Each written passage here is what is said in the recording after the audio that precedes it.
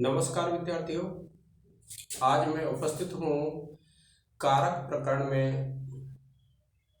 एक सूत्र है हमारा, एक क्या तीन सूत्र हैं, जिसमें एक सूत्र में पहले में कर्म प्रवचनीय संज्ञा की गई है, दूसरे सूत्र में भी कर्म प्रवचनीय संज्ञा की गई है। संज्ञा आप जानते हैं क्या होता है, एक नाम होता है, और नाम भी क्या, कर्म प्रवचनीय।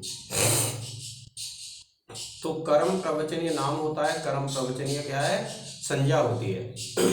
अब देखिए पहला सूत्र है आपका कि अपरिवर्जने।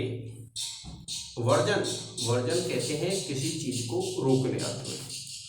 तो अप एवं परि, वर्जन अर्थ में कर्म प्रवचनीय संज्ञक होते हैं। अब क्या है, अप एक उपसर्ग है, परि भी एक उपसर्ग है। तो ये दोनों जब उपसर्ग किस अर्थ में हो, वर्जन अर्थ में। ये सूत्र दिया है पाणिनि ने कि अप और परि जब वर्जन अर्थ में होंगे तो उनकी कौन सी संज्ञा हो जाएगी, कर्म प्रवचनीय संज्ञा। दूसरा सूत्र है आंग मर्यादा वचने।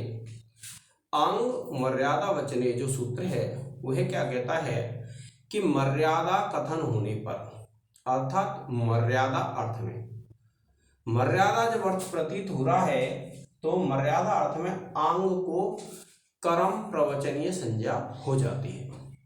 क्या हो जाता है कि जो आंग है उसको क्या हो जाएगी, कर्म प्रवचनीय संज्ञा हो जाएगी। आंग भी क्या होता है, एक उपसर्ग है। तो देखिए कि अप एक सूत्र है पंचम्य पांग परिह, कि अप आंग एवं परि इन कर्म प्रवचनीय के योग में पंचमी विभक्ति होती है।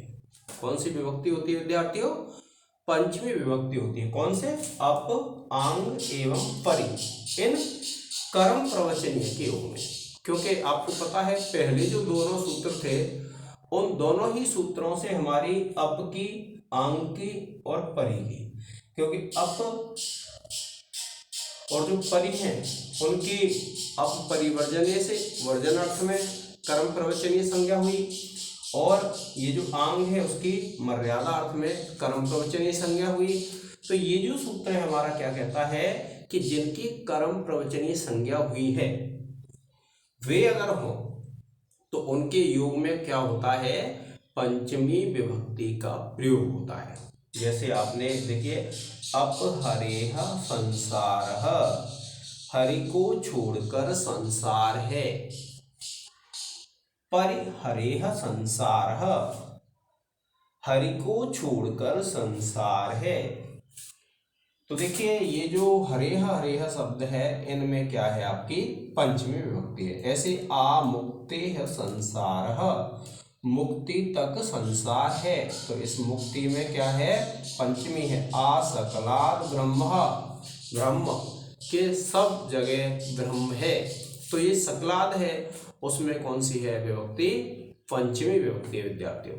तो इन तीनों ही सूत्रों के माध्यम से जो बताया है वो क्या होता है कि अप परि और आंग इन कर्म प्रवचनीय के योग में कौन सी होती है, पंचमी विभक्ति। अब मान लीजिए ये सूत्र आ जाता है आपके लिए, तो आप लिखेंगे कि अप आंग और परि इन कर्म प्रवचनीय के योग में पंचमी विभक्ति होती है। जैसे अप हरेह संसार, तो अप कौन से में आप लिखेंगे, अप परिवर्जने सूत्र से अप की कर्म प्रवचनीय संज्ञा होती है, और फिर पंचम्य पांग परिवीह सूत्र से इस कर्म प्रवचनीय में पंचमी विभक्ति का प्रयोग होता है।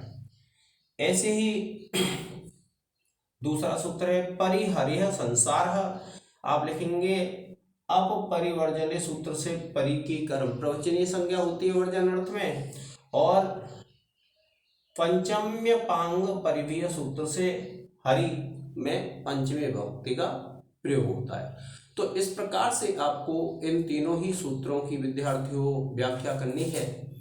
तो आज के इस लेक्चर में विद्यार्थियों इतना ही। जय हिंद, जय भारत।